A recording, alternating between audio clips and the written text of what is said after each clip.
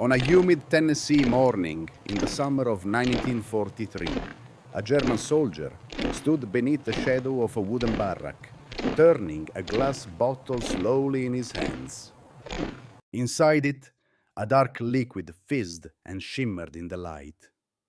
He had crossed deserts, survived hunger, and marched under the banner of an empire that promised triumph.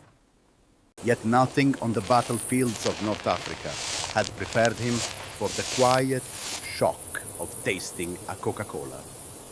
To him, that sweetness bordered on the unreal, a luxury that war was not supposed to allow. Only weeks earlier, he had fought in a world defined by scarcity. Hard biscuits passed for breakfast. Ersatz coffee kept men awake through sandstorms. Food was strategy, and hunger was a constant companion. But here, behind the fences of an American prison camp, he found shelves stocked with candy bars and ice cream sold for the price of a nickel. Everything he had been taught about American weakness began to unravel with each sip. And so a question emerged, one far more powerful than any weapon on the battlefield. What happens when a man raised on sacrifice confronts a nation built on abundance? They had come from a very different war. In May 1943, as the Afrika Korps collapsed in Tunisia, nearly 250,000 German and Italian soldiers laid down their weapons before the advancing Allied forces. Many of them were veterans of the desert campaigns, hardened by months of deprivation and unbroken heat. They had marched beneath Roma's banner, pushed the British across Libya, and lived through a war fought on sand and supply lines. Yet, even as they surrendered, they carried with them the grim certainty that capture meant suffering. Nazi propaganda had warned them that Americans starved their prisoners, that captivity in the United States would be a slow death by neglect. Their first hours in Allied custody shattered that belief.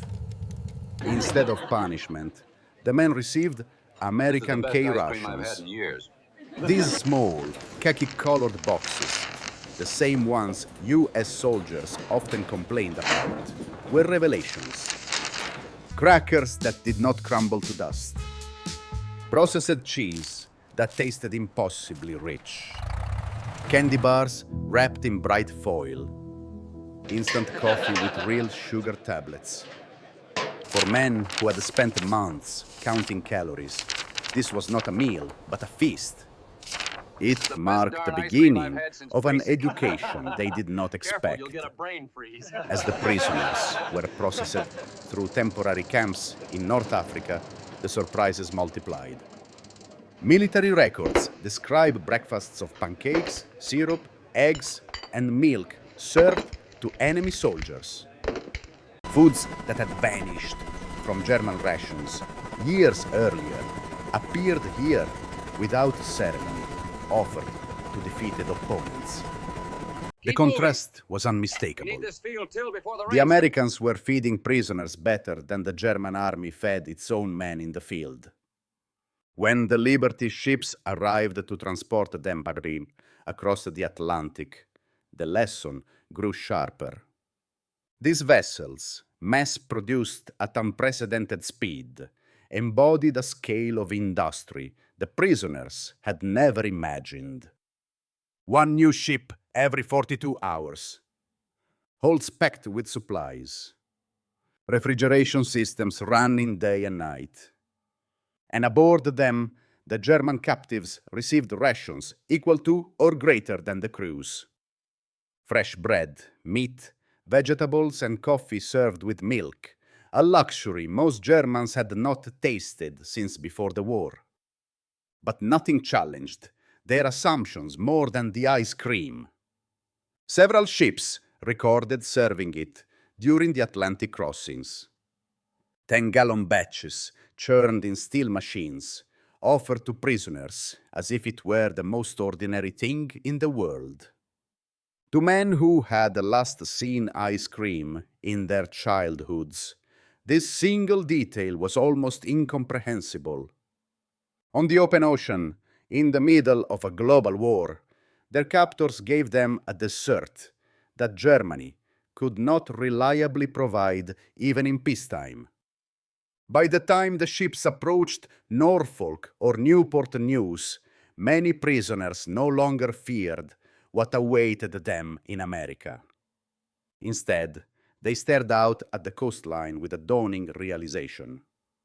They were entering a nation whose strength did not lie only in weapons or armies, but in something far more disorienting, a capacity for abundance so great that even its enemies would experience it from the moment they surrendered. What awaited the prisoners on American soil was not a single revelation, but a series of shocks, each more disorienting than the last. Their first steps into Norfolk Naval Base offered a sweeping view of a country whose industrial rhythm seemed to pulse beneath every steel crane and storage yard. The base covered more acreage than many German cities, and the volume of cargo moving through it each day surpassed what major German ports managed in an entire week. For the men who had marched across the deserts of Tunisia, this was not merely infrastructure. It was evidence that the war they thought they understood had been fought on uneven ground from the very beginning.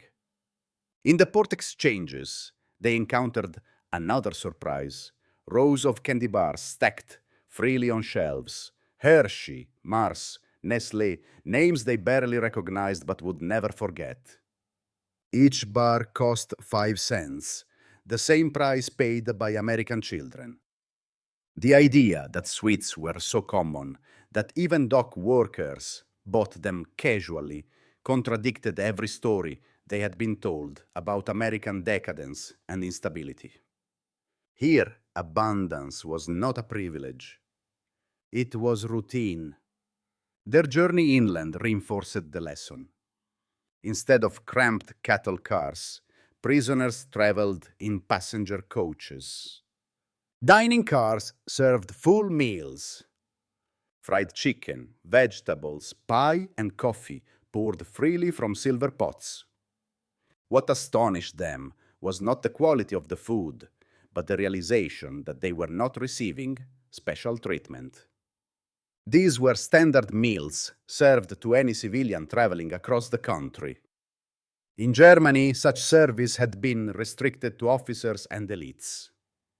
In America, it was simply how trains operated. Then there were the prison camps themselves.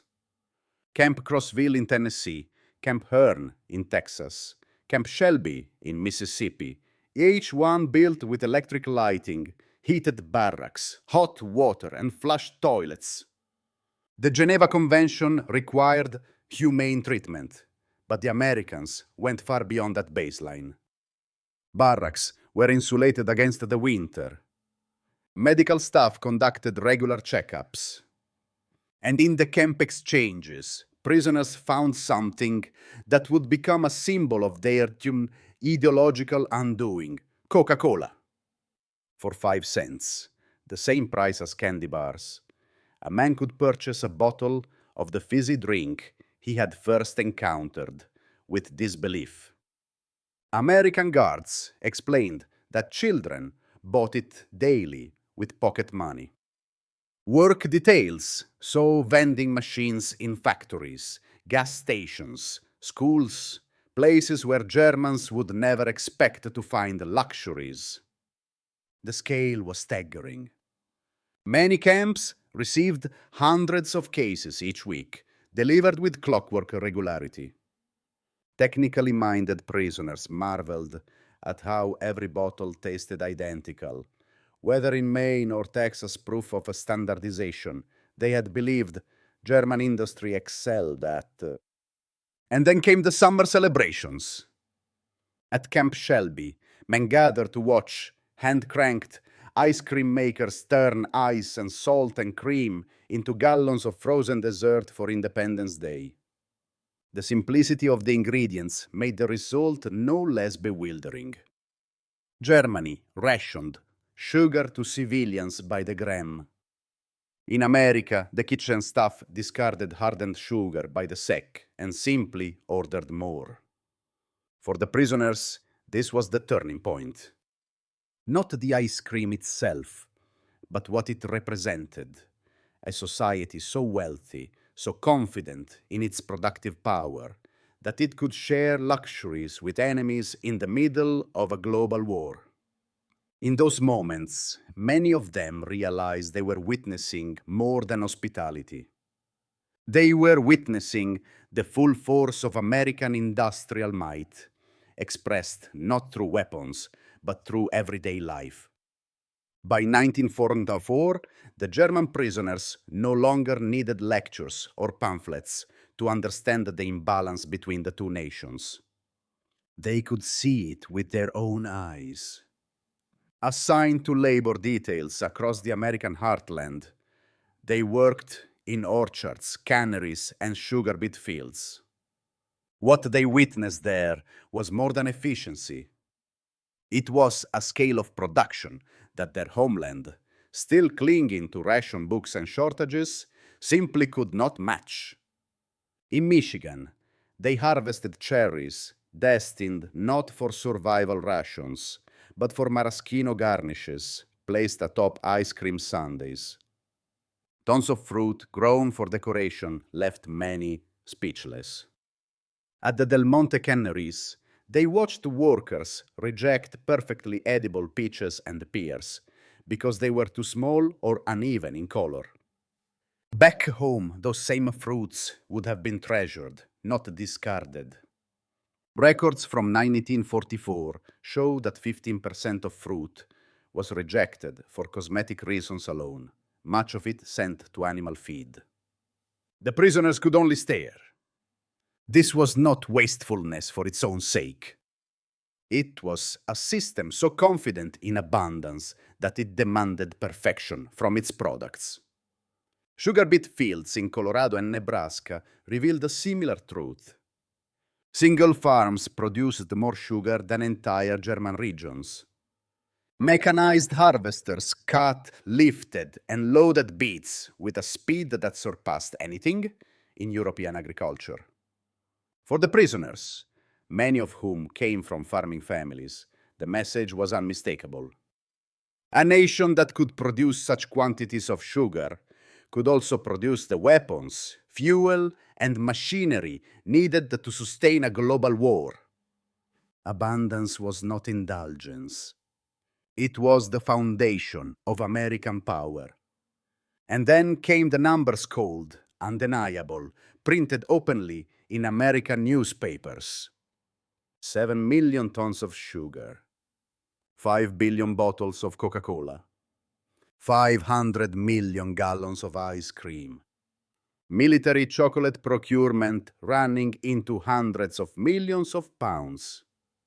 The United States produced more food, more sugar, more dairy, and more consumer goods while fighting a global war than Germany had managed in peacetime. Every figure confirmed what the prisoners had already sensed. Their defeat had been sealed long before they set foot in Tunisia. The reversal in 1940 and 1945 made the truth even sharper. German prisoners began sending food parcels to their families, using camp wages to buy chocolate bars, canned meat, instant coffee, and other goods. The International Red Cross recorded more than 11 million parcels shipped from prisoners in America to civilians in Germany, an inversion so profound that many families wept when they opened the packages. Their sons, held in enemy captivity, were eating better than they were in freedom. By the time the war ended, the physical evidence spoke for itself. Many prisoners returned to Germany, heavier and healthier than when they had been captured. Their families, weakened by years of deprivation, could not reconcile this with the propaganda they had been fed. The contrast was too great. It rendered the old ideology hollow. And for the prisoners themselves, the transformation was irreversible. They had entered captivity, believing in German superiority. They returned home, knowing that the true measure of power was not domination, but the ability to create so much abundance that even enemies could share in it. To American planners, the treatment of German prisoners was never simply an act of generosity. It reflected a deeper strategic conviction about the nature of power in a democracy. The United States understood that its greatest strength was not only its army or its factories, but its ability to produce enough for everyone. Abundance, in the American view, was not a luxury, it was a stabilizing force. If citizens, soldiers, and even prisoners could be fed well, morale would remain strong and resentment would not take root. Scarcity bred extremism. Plenty discouraged it. Within the War Department, this philosophy shaped policy. Commanders believed that treating prisoners humanely would reaffirm the moral purpose of American soldiers, many of whom came from farms, factories, and towns that valued fairness even in conflict. It also aligned with Geneva Convention obligations, but in practice went far beyond them. Feeding prisoners generously was a way of demonstrating the confidence of a nation that did not fear its enemies, because it knew it could outproduce them. International observers noted the contrast. While Germany rationed sugar to its civilians in tiny monthly allowances, American camps placed bowls of sugar on mess hall tables without restriction. Foreign diplomats visiting the United States during the war often remarked that the country seemed to operate on a different economic plane, capable of supplying both a global army and a vast home front, while still maintaining consumer markets. In this sense, the treatment of POWs served as a living exhibit of the American system. It showed that democratic capitalism could generate not only weapons, but well-being. The long-term effects on Germany were profound. When the war ended, hundreds of thousands of former prisoners returned home with first-hand knowledge of how the American economy functioned.